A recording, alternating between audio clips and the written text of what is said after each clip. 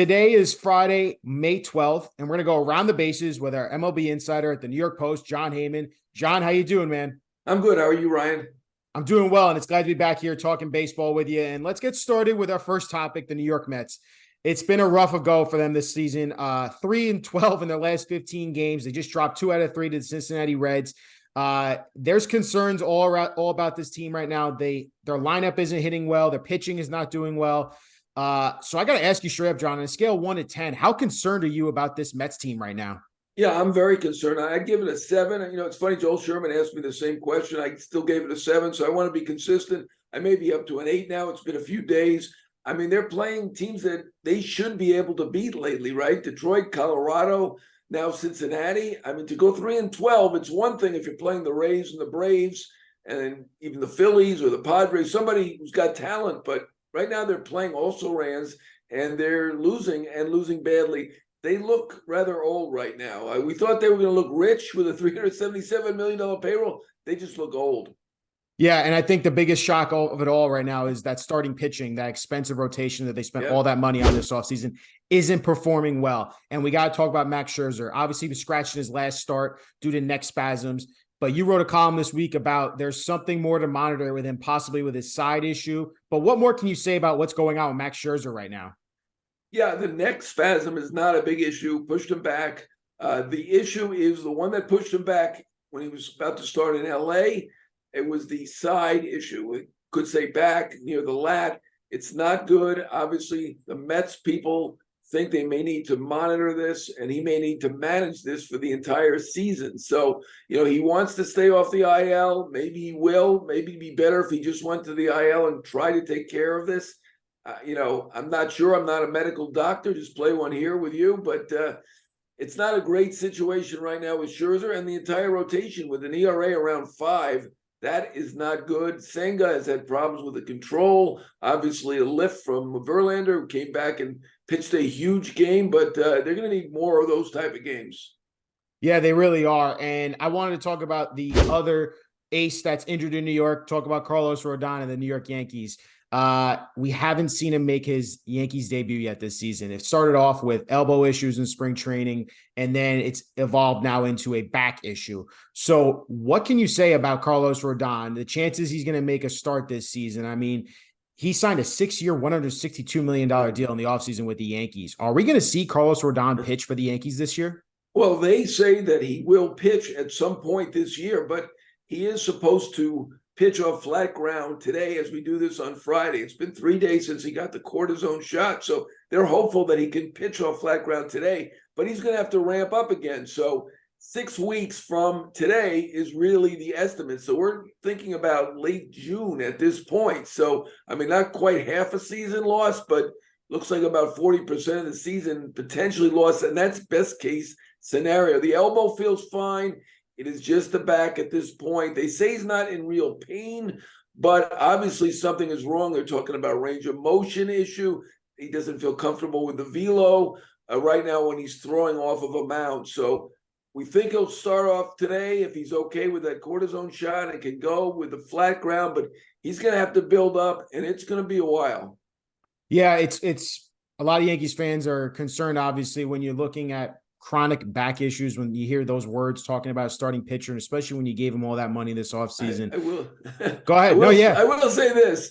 He said chronic back. He's not a doctor either. I'm not a doctor. He's not a doctor. I don't know where he thought he heard that, but I'm told that he does not have a chronic back problem. I mean, I think it's a funny thing to say anyway, because I mean, he's been on the IL or the DL before that a lot of times, but really not with the back. He's had many other issues. So I don't know how he could determine that it's a chronic back situation. So I'm kind of with the Yankees on this one. I don't believe it's chronic. Let's hope it's not chronic, but he definitely has an issue right now. Real quick, just to wrap all this up with Rodon, he had a huge injury history when he was with the White Sox. Obviously, he pitched healthy with the Giants before this offseason when he became a free agent. Did that not give a little bit more concern when you were looking into giving him a 6-year deal? Well, you're absolutely right about that. There were a lot of teams willing to go big, even bigger in terms of the AAV, the average annual value, the yearly salary. But my understanding is there were a lot of teams in that 3-year range. And, those 6 years seemed a little bit strong, and particularly now it does. I know that the agent, Scott Boras, didn't think that much of that contract. He didn't think he did that great with it. I was on the phone with him, and he was kind of regretting it. He thought that the Yankees got a bargain. And, maybe it will be, because, obviously he's still got 5+ years to go, more than 5.5 years to go. And he is extremely talented. And this is the reason that there were a lot of teams after him. But you're right. The 6 years was the reason the Yankees were able to get it done. Didn't seem like a crazy deal to me at the time. Obviously, DeGrom, we know what he got. He's got a big injury history as well. It seems like teams are really enamored with the big stuff, the great talent, and they don't seem to worry so much about the injury history. But that is the best predictor of future injuries, is the past injuries, and he obviously had many of them. Yeah, yep. You ain't kidding. And a lot of Yankees fans are hoping to get him back soon, along with Giancarlo Stanton and some other Yankees that have been injured. It's been quite a start for them. Let's finish up and bring this all home, John, and talk about Willson Contreras of the St. Louis Cardinals. He's now been demoted to DH full-time role. Obviously, he signed $87.5 million contract in the offseason, coming from the Chicago Cubs. And a little bit over a month in the season, he's no longer a catcher, it seems like. What more can you say about what's going on in the situation with Contreras? This poor guy, I normally don't have that much sympathy for a guy who got $87.5 million to do half a job. But, he started out as the catcher. They were all enthused about it. Then they said he was going to be an outfielder. That lasted a day. I'm not sure where that idea came from. That made no sense. But the DH doesn't either, not at this price, at $87.5 million. They obviously were sold on the idea that he was going to be the guy to replace Yadier Molina. And if anybody knows anything about the importance of a defensive catcher and pitch calling, it should be the St. Louis Cardinals. And if anybody should have known something about Willson Contreras, other than the Cubs, it should be the Cardinals. They're their main rival. They played them so many times every year for more than a half decade. And word was around that he was not a great pitch caller. I'm not sure why he needs to be demoted. It seems a little crazy to me. With the pitch come now, you could have the pitcher call. You could always have the pitcher call the pitches. You could have the coach call the pitches. The guy is a decent thrower, more than decent, actually. He's a decent blocker. He's a decent receiver. He just has that reputation of not being a great pitch caller. And it seems like some of the pitchers, or at least one of the pitchers, complained with the Cardinals. And I think they probably should have told whoever that was just to suck it up and deal with it and call your own pitches. Because right now you've got an $87 million DH when a team does not need a DH. They've got a lot of hitters, between Gorman and Donovan, O'Neill, Lars Nootbaar, Edman can play second. Obviously, they've got shortstops. They got DeYoung. They got all sorts of players on this team. Obviously, Goldschmidt and Arenado are the two big stars on this team, but this should be a good team. This has been a major disappointment, but this whole thing with Contreras and giving up on him so quickly, it's just nuts.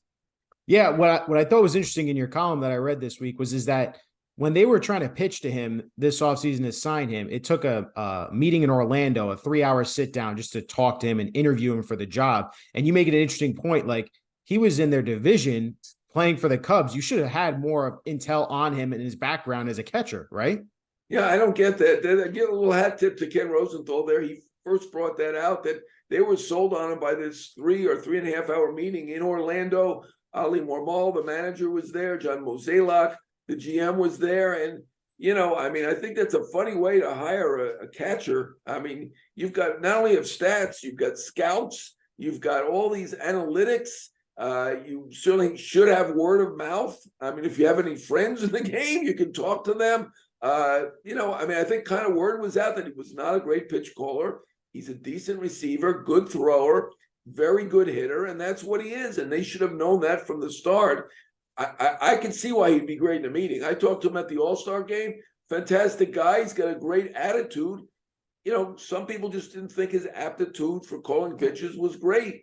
And that was around the game for years. And this is probably the most shocking thing that's happened in baseball at this point, to turn this $87.5 million guy with a 5-year deal into a DH when they don't need a DH. Yeah, it's been quite the situation developing in St. Louis, obviously, there. John, thank you so much for going around the bases as always, man. Appreciate you, man. My pleasure, Ryan. Good talking to you again.